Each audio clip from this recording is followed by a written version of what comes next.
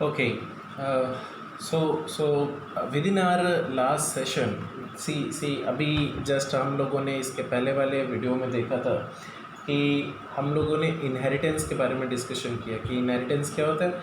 Inheritance का मतलब है the process of getting the elements from one class to the another class. इसको हम लोग क्या बोलते हैं? इसको हम लोग इनहेरिटेंस बोलते हैं। और इसका इसका जो जो जो बेसिक इम्पैक्ट होता है वो क्या होता है, बेनिफिट क्या होता है कि सर ये आपका कोड रीयूजेबिलिटी के केस में काम भी कर जाता है। कोड रीयूजेबिलिटी के केस में काम कर जाता है। जानते हैं क्या मतलब हुआ? ये जो जो लिखा हुआ है कि कोई क्लास से एक क्लास से दूसरी क्लास, ज़रा ध्यान दीजिएगा। एक क्लास के अंदर मैं एग्जांपल वही ले रहा हूँ, ठीक है। सी सपोज हमने यहाँ पर प्रोवाइड किया हुआ है एक क्लास ए है, ठीक है। ये कोई एक डमी क्लास लिखी हुई क्लास ए। इस क्लास के अंदर कितने एलिमेंट्स होते हैं? इस क्लास के अंदर कितने एलिमेंट्स होते हैं सर? कुछ वेरिएबल्स होंगे, ठीक है, कुछ मेथड होंगे, कुछ मेथड्स होंगे, राइट। सो इस तरीके से ढेर सारे एलिमेंट्स अवेलेबल होते हैं। किस में अवेलेबल है? क्लास ए में अवेलेबल है। तो अभी मुझे अगर इन एलिमेंट्स को ऑटोमेटिकली प्रोवाइड कर देना है किसी दूसरी क्लास में, तो हम लोगों ने क्या लिख रखा है? तो हम लोगों ने यहाँ पर क्या लिख रखा है? सी क्लास बी। और ये देखिए क्लास बी के अंदर कुछ भी लिखा हुआ है क्या? नहीं, क्लास बी में कुछ नहीं लिखा हुआ है। तो अगर क्लास बी में अगर कुछ भी नहीं लिखा हुआ है, सो ऐसी सिचुएशन पे हम तो चाहते हैं कि जो क्लास ए दिख रही है ना, वो क्लास ए की सारी चीज़ें ऑटोमेटिकली क्लास बी में अवेलेबल हो जाएं। क्लास ए की सारी चीज़ें ऑटोमेटिकली क्लास बी में अवेलेबल हो जाएं। तो कैसे हो सकता है, कैसे अवेलेबल होंगी? तो देखिए, एक कीवर्ड आपको प्रोवाइड किया जाता है जिसको बोलते हैं एक्सटेंड्स। और एक्सटेंड्स लिखने के बाद हमने यहाँ पर लिख दिया ए। तो जानते हैं इसका मतलब क्या हुआ कि क्लास ए की सारी चीज़ें, क्लास ए का सारा element, each and everything will be available to this class B, will be available to this class B. बात समझ में आया?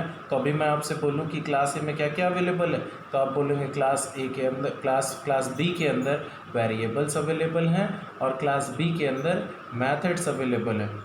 समझ में आई बात सर? सी अच्छा ये बताइए, यही चीज़ हमको यहाँ पर लिखना पड़ता, क्लास ए में लिखा ही हुआ है, यही चीज़ हमें क्लास बी में लिखना पड़ता, तो इस काम को बार बार नहीं करना पड़ रहा है। तो इस काम को अगर मैं बार बार अगर करना पड़ रहा है, तो उससे बचने के लिए हम लोग क्या कर रहे हैं? हम लोगों ने इनहेरिटेंस फीचर का इस्तेमाल किया। और इनहेरिटेंस फीचर की वजह से क्या हुआ? हमारा कोड रीयूज हो रहा है। आई hope this thing is clear everybody. What is inheritance? Yes, please respond. Is that clear? Any doubt? Come on, respond everybody, sir. Everyone, please respond. Am I clear, sir? ठीक है, okay. Now, next thing. After this one, our next topic, which is being provided to you all, sir. What is ठीक है, इसका example हम लोग लिख ले रहे हैं, ठीक।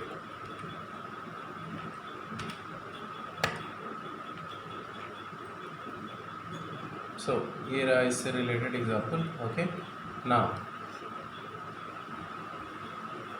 Next is your polymorphism. Clear? So ये है हमारा नेक्स्ट टॉपिक। ये भी आपका एक काफ़ी डिटेल्ड वाइड टॉपिक है, ठीक है। तो इसको हम लोग बाद में डिस्कशन करेंगे। बस खाली अभी थोड़ा सा सिर्फ समझने के लिए मैं यहाँ पर आप लोगों को एक्सप्लेन कर रहा हूँ, ठीक है। What is polymorphism? So see we all know that polymorphism का मतलब क्या होता है। देखिए, थोड़ा सा हिस्ट्री जोग्राफी इसकी जानते हैं। That polymorphism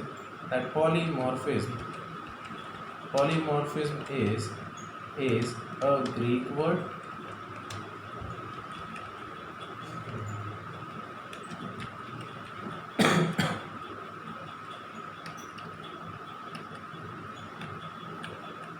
where poly means many, where poly means many, and morphism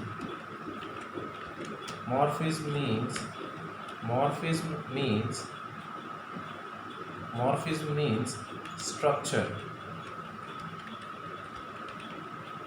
ठीक है, जो आपका जो पॉलीमॉर्फिज्म, ये जो वर्ड है, ठीक है, इसमें जो आपका पॉली का मतलब होता है that is what many, and morphism का मतलब होता है structures. It means if one thing is available in multiple number of forms, if one thing is available in multiple number of forms, तो इसको हम लोग क्या बोलते हैं, पॉलीमॉर्फिज्म बोलते हैं. ठीक है. Now sir excuse me,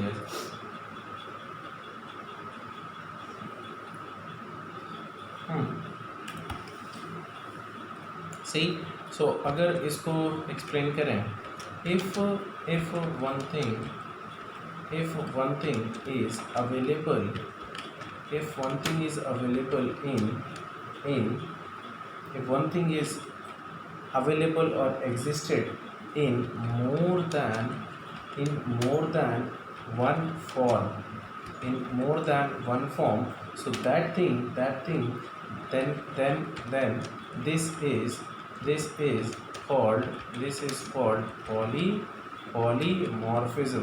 polymorphism. Okay, polymorphism. Now can you tell me, see, all of you are there, all of you, I'm taking the example of yours. See, each and everybody, all of you, you are supposed to be teaching to the students, right? So you are acting like a teacher. If you are studying in a particular class, then you are the one who is acting like a student. If you are at your home, then you will be treated like a child. Clear? So who are you? You are the only one person, right? You are the only one person, but you are representing yourself in a different forms.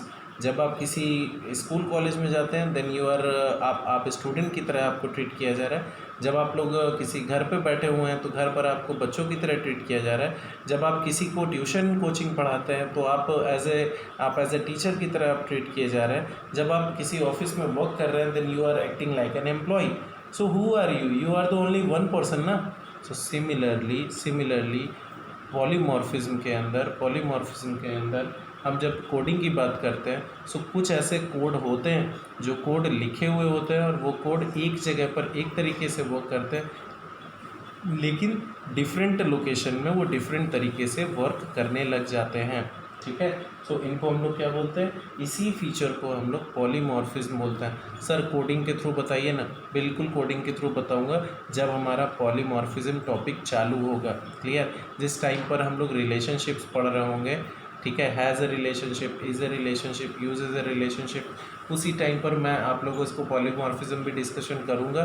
तब मैं आपको programmes के through इसको समझा के दिखाऊंगा कि 2 programme बनाए हुए हैं, और उन प्रोग्राम्स में ये आपके वर्क कर रहे हैं कि नहीं कर रहे हैं. ठीक है. तो वहाँ पर अगर मैं आपसे बोलूँ फ़िलहाल सिर्फ नाम के लिए, तो आप लोगों ने नाम सुन रहा होगा, मेथड ओवरलोडिंग, मेथड ओवरराइडिंग. ठीक है, आप लोगों ने नाम सुने होंगे. तो ये आपका जो मेथड ओवरलोडिंग है, that is what the best example for the polymorphism only. Am I clear to you? Yes everyone. ठीक है ना? हाँ जी, समझ में आया पॉलीमॉर्फिज्म क्या होता है? नाउ पॉलीमॉर्फिज्म के साथ अगर हम बात करते हैं कि सर इफ़ वी वांट कि इसके अंदर इसका बेनिफिट क्या होता है, सो इन जावा प्रोग्रामिंग और in Java applications, we would say in Java applications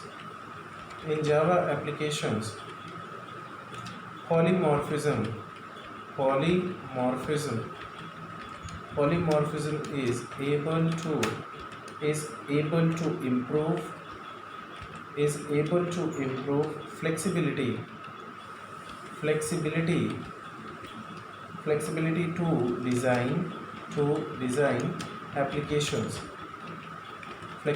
to design applications. Right.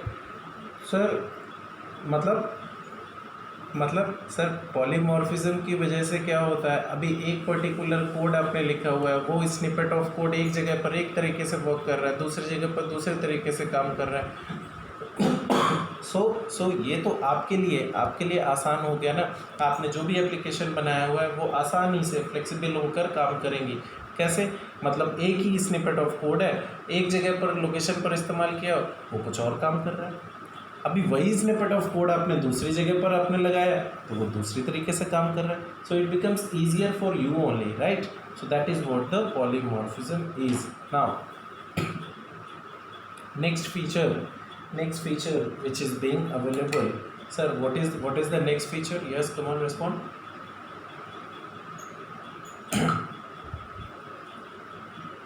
Anji, what is your next feature? What is your next feature? That will be message passing. That will be message passing. Very good, Adrika. Okay, so this will be your message passing.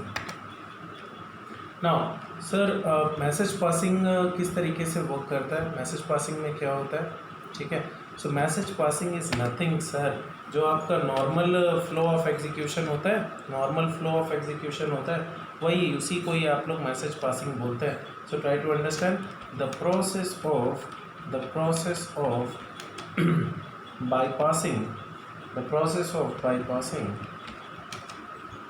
the flow of execution from one instruction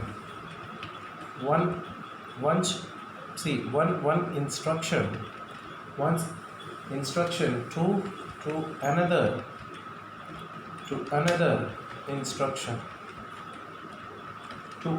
instruction along with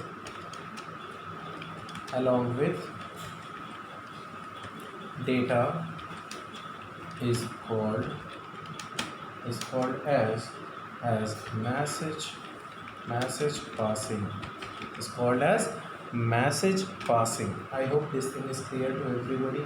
See, आप लोग जो भी normal applications लिखते हैं, ठीक है, जो भी आप लोग नॉर्मल एप्लीकेशंस लिखते हैं, जो भी आप कोड लिखते हैं, वो पर्टिकुलर कोड वो सारा का सारा पर्टिकुलर कोड किसी एक लाइन से दूसरी लाइन पर फ्लो करता है। क्लियर?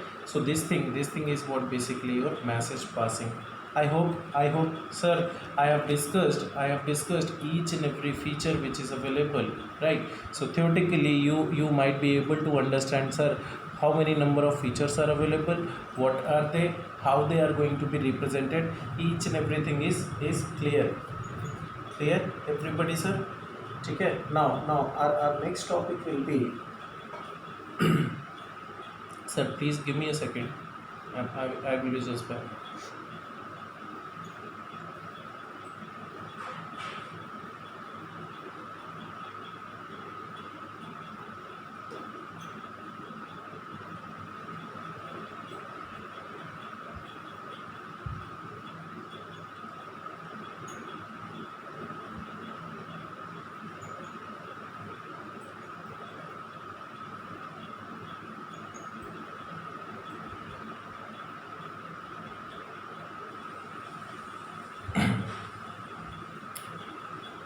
ओके सर, ठीक है.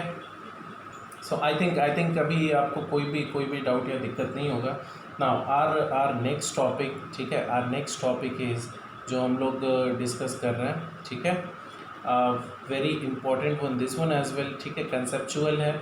आपको ये समझना चाहिए कि सर जब आप लोग प्रोग्राम्स लिखते हैं तो कौन कौन सी चीज़ें एक प्रोग्राम में अवेलेबल हुआ करती हैं, ठीक है. So that is the reason our next topic is container in Java, ठीक है, container in Java.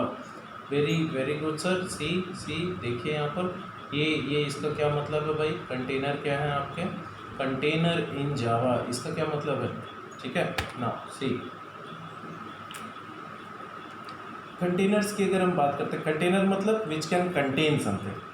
What is container? Container is which can contain something.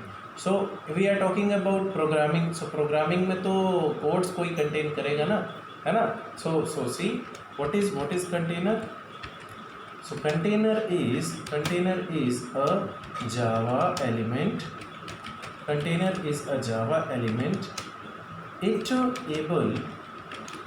able to include some other Java elements,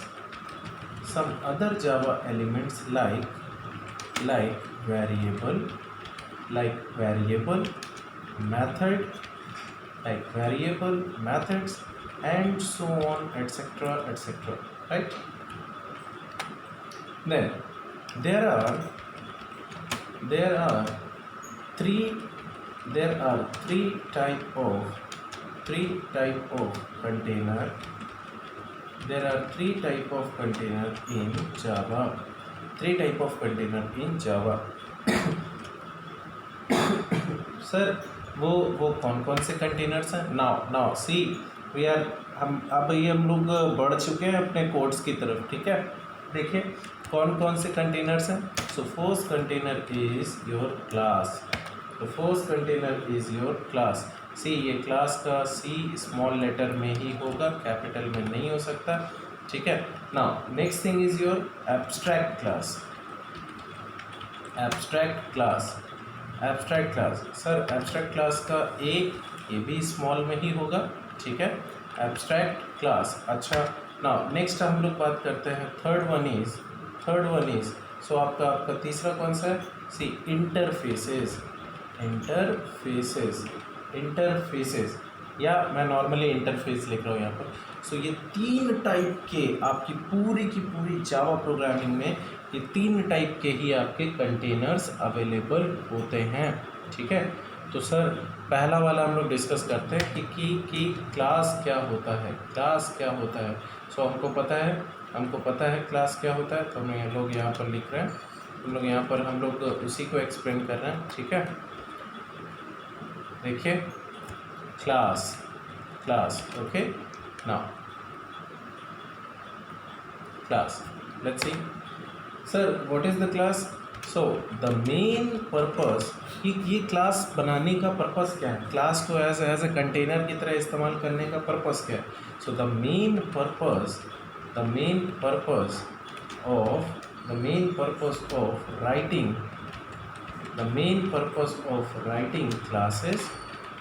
classes in Java application is to represent the real world entities,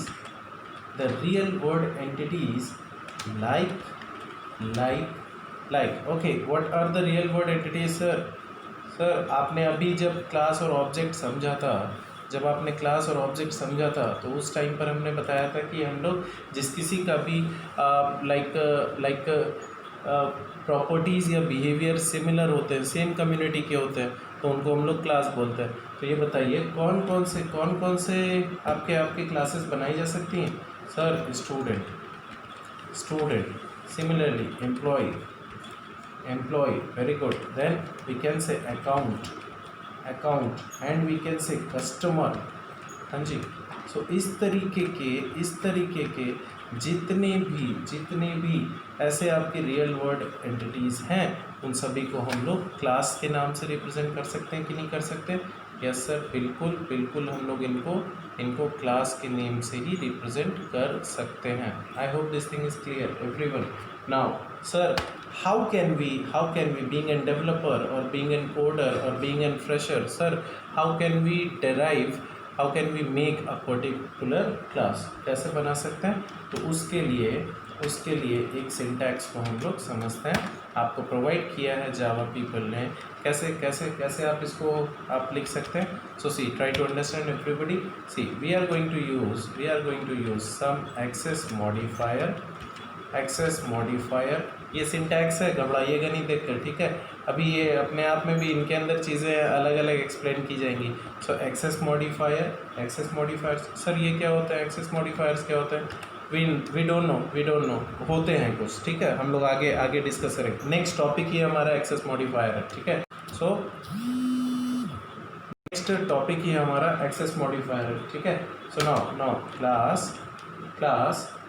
ठीक है, we are providing here access modifiers and then this class which I have provided ना, this one, ये class आपका एक keyword है, ये लिखना ही पड़ता है, मेंशन ही करना पड़ता है, ठीक है। जैसे I am going to ask you what is your name, तो आप बोलोगे my name is something xyz, so that name is what, a keyword, clear? Similarly this class is a keyword. Now once you have provided this class keyword, then you will have to write the class name, or any value you have to write, okay? So you have written here class name, okay. After this one what we are going to write, see, then if there is a chance, जैसे inheritance अगर होता है, then you will have to write it extends and what is that, जो भी आपकी super class होती है, so super class name you will have to provide, ठीक है। लेकिन ये कब करना है, ये तब करना है जब आपके पास वाकई में कोई इनहेरिटेंस फीचर अवेलेबल हो। अगर नहीं है तो कोई बात नहीं सर, होल्ड कर लीजिए। अच्छा sir, what if somebody is having some interfaces also, so we can write it here, implements and implement क्या करना है, implements, और हमने लिखा यहाँ पर इंटरफेस, ठीक है, और उस इंटरफेस का लिस्ट आप लोगों ने यहाँ पर प्रोवाइड कर दिया हुआ है। तो आपका ये एक आपका क्लास कुछ इस तरीके से जनरेट होता है, ठीक है। सो ये तो पहली लाइन है, इस लाइन के बाद आपके अंदर, इसके अंदर कौन कौन से एलिमेंट्स कंटेन होते हैं, ज़रा ध्यान दीजिएगा। एक क्लास क्या क्या कंटेन कर सकता है, एक क्लास के अंदर क्या क्या चीज़ें लिखी जाती हैं, ठीक है। तो ज़रा देखिए, those things will be we can write it here, variable, a class can contains variable, a class can also contain the methods, the class can also contain the constructor, ठीक है। कंस्ट्रक्टर्स को भी कंटेन करेगा, ठीक है। Sir ये क्या होते हैं, वेरिएबल, मेथड, कंस्ट्रक्टर, डिस्कस करेंगे, है ना। So don't worry, okay. Now constructors, then after this one और क्या होता है sir, blocks will be there, और क्या कंटेन कर सकता है, a class can also contains, एक क्लास आपका दूसरी क्लासेस को भी कंटेन कर सकता है, ठीक है। और कितनी चीज़ें होती हैं, ये आपका किसी एब्स्ट्रैक्ट क्लास को भी कंटेन कर सकता है, एब्स्ट्रैक्ट क्लासेस भी आप प्रोवाइड कर सकते हैं, ठीक। और सर और क्या कर सकते हैं, और हम लोग इसके अंदर इंटरफेसेस को भी कंटेन कर सकते हैं। यानी कि ओवरऑल अगर आप देखें तो एक क्लास के अंदर एक कंटेनर के अंदर दूसरे कंटेनर्स भी लिखे जा सकते हैं। I think this thing is clear, everybody. What is class? Yes sir, please respond. Easy ना sir? हाँ जी, okay, am I clear? ठीक, very good. So now after this one, इसके अंदर और भी कुछ चीज़ें हैं जिनको हम लोग डिस्कस करना चाहते हैं कि सर कुछ क्वेश्चंस आपके यहाँ से जनरेट होते हैं, ट्राई टू अंडरस्टैंड, उसका आंसर एक सिंपल वे में आपको बता रहा हूँ।